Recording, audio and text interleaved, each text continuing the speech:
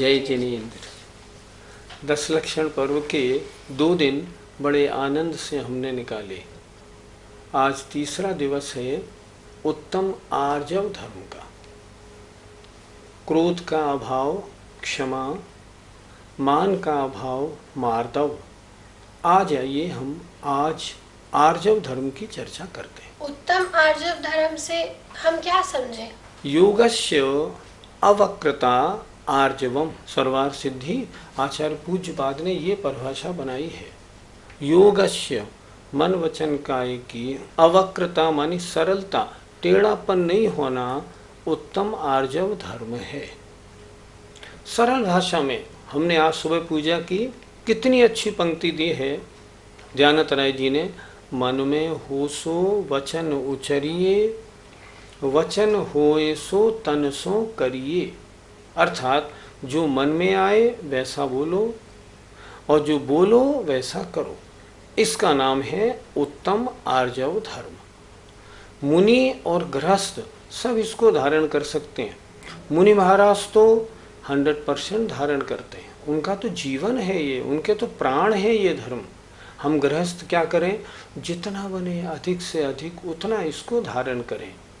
मन में हो वैसा बोलें और जैसा बोले वैसा करें।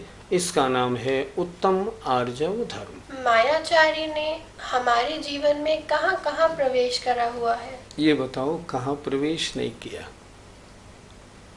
हर जगह प्रवेश किया है। देखो, पहले व्यापार में ले, व्यापार में आज सब जगह मिलावट का जमाना है। बस दिखाते कुछ, माल देते कुछ। हर जगह मिलावट, सब जगह सब गड़बड़ है। हर चीज़ बाजार में डुप्लीकेट मिलती है। व्यापार में टैक्स की चोरी करने के लिए कितनी मायाचारी करनी पड़ती है। अपने केस को सही कराने के लिए हम व्यापारी लोग कितनी रिश्वतखोरी करते हैं। आज चारों ओर रिश्वत का बोलबाला है, सब मायाचारी है। दिखावा कुछ, असलियत कुछ, सामने कुछ, पीछे कुछ। अब तो देश में करोड़ों अरबों अरबों रुपए के घोटाले पकड़े जा रहे हैं। ये सब मायाचारी है। सड़क बनाने वाला सड़क बनाता है, उसमें सही चीज़ नहीं लगाता, घोटाला करता है। बिल्डिंग बनाने वाला बिल्डिंग बनाता है, उसमें सही मटेरियल नहीं लगाता, सब में घोटाला करता है। हम ट्रेन की यात्रा करते हैं, 60 वर्ष से ऊपर की यात्रा करने पर छूट मिलती है। तो अगर हमारी एज थोड़ी कम हो फिर भी हम 60 वर्ष वाला टिकट लेने की सोचते हैं। 8 वर्ष तक के बच्चे फ्री होते हैं। अगर बच्चा 8 का हो गया है तो भी हम उसको 7 वर्ष का बनाते हैं। हमारे तोलने के जो बाँट है ना, सब कमती बढ़ती है। क्या बताएं, हर जगह मायाचारी भरी पड़ी। घी उठाएं तो घी में लिखा है कितनी चर्बी मिलती है, कितना डुप्लीकेट मिलता है। दूध लेने जाएं तो दूध वाला उसमें सिंथेटिक दूध मिलाई दे रहा है। हर जगह मायाचारी भरी पड़ी है, घर में, गृहस्थी में, व्यापार में, सब जगह। और तो और शास्त्रों के अर्थों में भी लोगों ने मिलावट कर दी है। अब शास्त्रों का जो वास्तविक अर्थ है उसको लोग नहीं मानते। लोग कहते हैं नहीं, हम जो कह रहे हैं वो मानो। हम उनसे कहते हैं दिखाएं तो सही, शास्त्रों में कहाँ लिखा? शास्त्रों में नहीं लिखा। हमारा पंथ, हमारी परंपरा यही है, हम तो इसी को मानेंगे। कितनी मायाचारी है, अर्थ का अनर्थ करे दे रहे हैं। ये मायाचारी कहाँ ले जाएगी? मायाचारी कूट कूट के भरी है। परीक्षाओं में कितनी नकलें आजकल हो रही हैं, डुप्लीकेट मार्कशीट कितनी इशू हो रही हैं। सब जगह मायाचारी है, कोई हिसाब नहीं। सही पूछे ने तो मायाचारी ने हमारे कण कण में, अंग अंग में अपना स्थान जमाया हुआ है।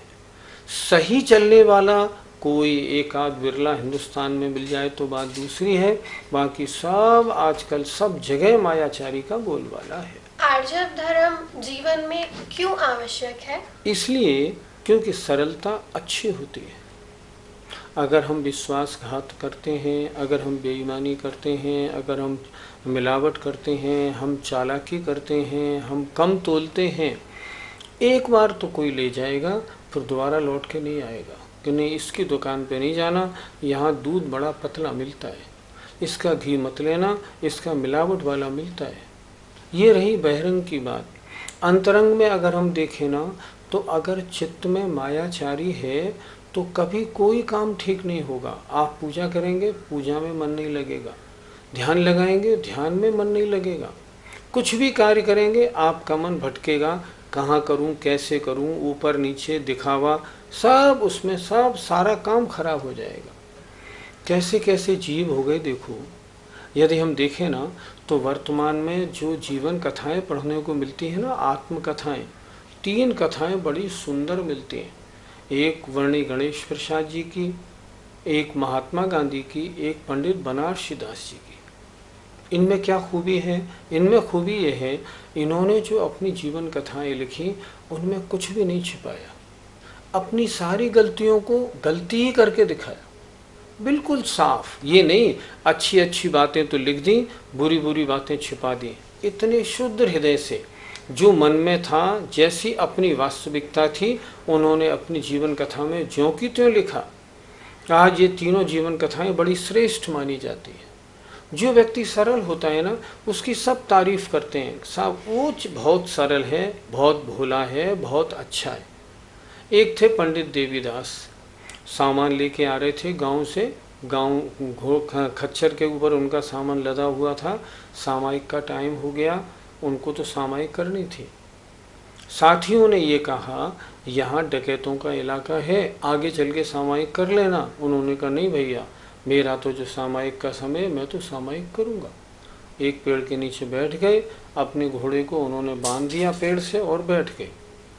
वहाँ डाकू लोग आए। डाकू लोगों ने देखा घोड़े पे सामान लदा है, पर उन्होंने देखा इसका जो मालिक है वो पेड़ के नीचे ध्यान कर रहा है। बड़े खुश हुए, उसको उन्होंने छेड़ा ही नहीं।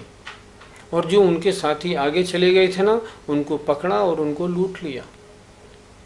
मुझे याद है, एक पंडित जी साहब एक मुकदमा लड़ रहे थे एक किराएदार से, उन्हें अपना मकान खाली कराना था। मुकदमा चल रहा था, इत्तेफाक से उनका सामायिक का समय हो गया। सरल थे बेचारे, वो एक जगह हटके और सामायिक करने लगे। आवाज़ लगी, वकील आया। वो वकील ने बताया कि पंडित जी अभी सामायिक कर रहे हैं और इस तरह आपकी आवाज़ लग गई, लेकिन वो सामायिक से नहीं उठेंगे। जज इतना खुश हुआ, उसने जजमेंट में लिखा, जो व्यक्ति अपने धर्म पालन में इतना सही है, ज़रा भी दिखावा नहीं करता, हर जगह धर्म का पालन करता है ना, मन से शुद्ध है, ये कभी गड़बड़ नहीं कर सकता, मैं इसके केस को जिताता हूँ। और उसने उनको जिता दिया। जो व्यक्ति सरल है ना, मायाचारी नहीं है, उसको सब लाइक करते हैं। छल कपट वाले से मामले में सभी कहते हैं भैया उससे सावधान रहना, कहता कुछ है, करता कुछ है, दिखाता कुछ है, देता कुछ है। इसलिए मायाचारी तो बिल्कुल गलत है और उत्तम आर्जव धर्म जीवन का आभूषण है। इससे हमें अपने जीवन को सुशोभित करना चाहिए। मायाचारी के संबंध में हमारे शास्त्र क्या कहते हैं? तत्वार सूत्र में एक सूत्र आया है, माया तैर्यग योनस्य, जो ये बताता है कि जो मायाचारी करते हैं उनके तिरंच आयु का बंध होता है, अर्थात उन जीवों को अगले जन्म में तिरंच योनि प्राप्त होगी। कहते हैं ना, हाथी की सूंड लंबी क्यों? क्योंकि उसने मान ज्यादा किया। तिरंच पर्याय क्यों प्राप्त हो रही है? क्योंकि उसने मायाचारी की। माया तैर्यग योनस्य। एक अगला सूत्र उन्होंने लिखा है, योग वक्रता विषम वादनम चा शुभस्य नामना।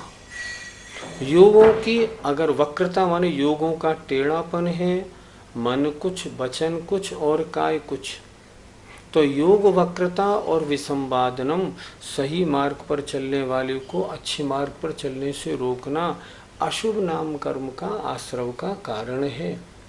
क्या होगा? अगले जन्म में आपको शरीर बहुत खराब, लूले, लंगड़े, टेढ़े, कुबड़े बनेंगे। इसलिए बहुत खराबी होगी। अपनी प्रशंसा करना, दूसरे की निंदा करना, ये भी मायाचारी है। अगर ऐसा करेंगे नीच गोत्र का आश्रम होगा। इसलिए शास्त्रकार तो बिल्कुल कहते हैं मायाचारी का रंच मात्र भी जीवन में प्रवेश होना ही नहीं चाहिए। आचार्यों ने स्पष्ट लिखा है, आयुबंध का काल आया, आप खूब धर्म ध्यान करते हैं और आयुबंध के काल में अगर आपने मायाचारी उस समय की तो आपका धर्म ध्यान एक तरफ, आपको त्रिंश आयु का बंध होगा। आचार्यों ने लिखा है मायाचारी करने वाले को स्त्री पर्याय मिलती है, क्योंकि स्त्रियों के बारे में लिखा है स्त्री स्वभाव से छादनशीला जम्मा, हमेशा मायाचार से दूषित, उनका मन कुछ होता है, वचन कुछ होता है। इसलिए उन्होंने लिखा स्त्री पर्याय का मिलने का कारण मायाचारी होना। इसलिए आचार्य तो स्पष्ट मना करते हैं जैसा मन में हो वैसा बोलो, जैसा बोलो वैसा करो। और इसका नाम उन्होंने रखा उत्तम आर्जव धर्म। हम पूजा में क्या पढ़ते हैं? कपट न कीजे कोय चोरन के पुर ना बसे, सरल स्वभावी होय ताके घर बहु संपदा। कपट न कीजे कोय, किसी को भी कपट नहीं करना चाहिए।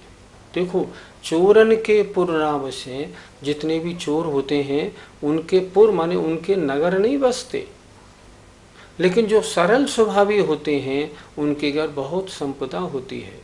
डुप्लीकेट का माल बेचने वाले आज पैसा कमा लें, 4 दिन बाद उनके यहाँ छापा पड़ेगा, वो जमीन पर खड़े मिलेंगे। इसलिए मायाचारी आगम के अनुसार बिल्कुल निषिद्ध है, करनी ही नहीं चाहिए। हमारे जीवन में जो मायाचारी भरी हुई है उसे हम कैसे हटाएं? स्पष्टवादी बनो, जो जैसा है उसको वैसा कहो, टेढ़ा सीधा क्यों करते? उससे हम बचें। अगर हम बचेंगे तो सारा काम ठीक होगा। विद्यानंद जी ने एक बार सेक्रेटरिएट में एक भाषण दिया था। उसमें उन्होंने कहा था आप सब लोग इतने बड़े बड़े अफसर हैं जो मेरे प्रवचन सुन रहे हैं, मैं आपसे पूछता हूँ आप लोग ओवर टाइम के पैसे लेते हैं तो जिस दिन आप कम काम करते हैं क्या उसके पैसे काटते हैं? क्या नहीं काटते। तो गलत है कि नहीं?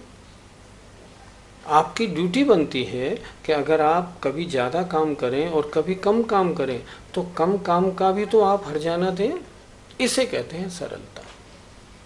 हम कथनी और करनी एक सी करें, जो हम कहें वो हम करें। हम सादगी पसंद बने। अगर हम अपना ज़्यादा खर्चा बढ़ा लेंगे और जीवन को बहुत विलासता पूर्ण कर लेंगे तो उसके लिए हमको ज़्यादा पैसा चाहिएगा, और ज़्यादा पैसा चाहिए के लिए फिर हम उल्टे सीधे कार्य करेंगे, छल कपट करेंगे, मायाचारी करेंगे। ऐसा हम क्यों कार्य करें? हम अपने हृदय को सरल और सीधा बनाएं। एक घटना बड़ी अच्छी आती है। पंडित गोपाल दास जी बरैया अपने बच्चे को लेकर ट्रेन से जा रहे थे। बच्चा 8 वर्ष में 1 दिन कम था। वो गए, उन्होंने उसका टिकट नहीं लिया, चले गए। 2 दिन बाद जब लौटे तो वो 8 वर्ष 1 दिन का हो गया था, तो उन्होंने आधा टिकट लिया। मुरैना स्टेशन के टीटी ने पूछा जाते समय आपने टिकट नहीं लिया, लौटते समय आपने टिकट क्यों लिया? उन्होंने उत्तर दिया जब मैं गया था तब मेरा बच्चा 8 वर्ष में 1 दिन कम था, अब जब लौटा हूँ तो 8 वर्ष 1 दिन का है, जो जैसा है मैं उसको वैसा मानता हूँ। सारे मुरैना में उनकी भूरी भूर तारीफ हुई। जीवन में मायाचारी भरी है, इसको हटाएंगे तो हम स्वयं हटाएंगे। हम ये सोचें मन में, वचन में और काय में छल कपट का होना ये बुरा है और मुझे इसको हटाना है तो एक दिन ज़रूर हट जाएगी। जीवन में सादगी अपनाएं, पैसा नहीं चाहिए। जहाँ ये बात आई आपके सब काम ठीक हो जाएंगे। हम उल्टे सीधे बेखाती क्यों बनाते हैं? हमको बहुत पैसा चाहिए। बहुत पैसा क्यों चाहिए? हमें गाड़ी बड़ी चाहिए, बढ़िया बंगला चाहिए, अच्छी ज्वेलरी चाहिए, शादी ब्याह में दिखावा बहुत करने को चाहिए। अगर उधर से हम हट जाएं और हम अपने निकट आने की बात करें कि नहीं नहीं ये सब पाप के काम हैं, तो इन सब चीज़ों से हम बच जाएंगे। आज रिश्वतखोरी करने वाले क्या करते हैं? करोड़ों अरबों रुपए के खर्च करते हैं। उनके पास देखो तमाम ज्वेलरी और तमाम खर्चा सब उन्हीं लोगों का है जो रिश्वतखोरी, ब्लैक मार्केटिंग, टैक्स की चोरी करते हैं। सब उनका ही सारा दिखावा है। अगर जीवन सरल हो जाए तो आनंद ही आनंद आ जाए। उत्तम आर्जव धर्म मुनियों के जीवन में किस प्रकार होता है, बताएं। उत्तम आर्जव धर्म मुनि भी पालते हैं और गृहस्थ पालते हैं। मुनियों के बारे में देखें कैसे होता है। आचार्य धर्मसागर महाराज थे, बड़े सरल थे। कितनी सरलता थी, एक सेठ जी ने उनको चांदी की माला लाके दी और उन्होंने उनसे कहा, महाराज आप माला जपते हो ना, तो कितनी माला हो गई ये कंकड़ों से गिनते हो। धर्मसागर जी क्या करते थे, एक माला हो गई तो एक कंकड़ रख दिया, दो माला हो गई दो कंकड़ रख दिए। तो उन्होंने कहा, महाराज आप ऐसे गिनते हो ठीक नहीं रहता, आप इतने बड़े आचार्य हैं, चांदी की माला से आप जपें। लेकिन वो इतने सरल थे वो महाराज, उन्होंने कहा, सेठ जी माला दोगे ना तो माला की रक्षा करने के लिए एक चौकीदार भी आपको देना पड़ेगा। नहीं, इसकी रक्षा कौन करेगा? ऐसे नहीं। धर्मसागर जी महाराज बड़े सरल थे। वो पंडित पन्नालाल जी को अपने संग में बुलाते थे 7 दिन, और वो कहते थे, पंडित जी आप 7 दिन मेरे संग में रहो और देखना, क्योंकि पंडित पन्नालाल जी बहुत बुद्धिमान थे, उन्होंने बहुत शास्त्रों की टीकाएं की हुई थी। पंडित जी आप 7 दिन मेरे संग में रहें और मेरे संग में जो जो कमियां हो सारी आप मुझको बताना, ताकि मैं उनको ठीक कर सकूं। ऐसे सरल होने चाहिए, जरा भी घमंड का नाम नहीं, बिल्कुल सरलता, जैसे अंदर वैसे बाहर। ये नहीं अंदर कुछ और बाहर कुछ नहीं, ऐसे नहीं। मुनि महाराजों की सरलता ऐसी होती। आज आपका समय पूरा हो गया। अपने जीवन में सरलता को अंगीकार करें, अपने जीवन में सरल बने, मृदु बने, जैसे अंदर है वैसे बाहर बने, कथनी और करनी में भेद न करें। और एक बात बताऊं, राजनीति में नहीं पड़े। राजनीति में ऊंचा नीचा तेरा मेरा बहुत होता है, इससे दूर हटें ताकि परिणाम आपके शांत रहें। हमें आशा है आज उत्तम आर्जव का दिन था, आपने कुछ नवीन ग्रहण किया होगा और अपने जीवन को सरल बनाने का आप प्रयत्न करेंगे। आइए, जय जिनेंद्र।